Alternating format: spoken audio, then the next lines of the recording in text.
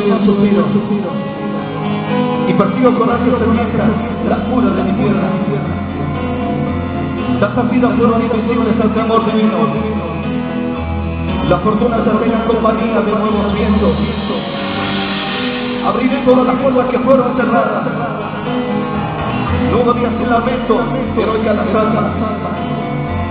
Nadie sabe el día ni el momento del reconocimiento, pero sé que no habrá sufrimiento.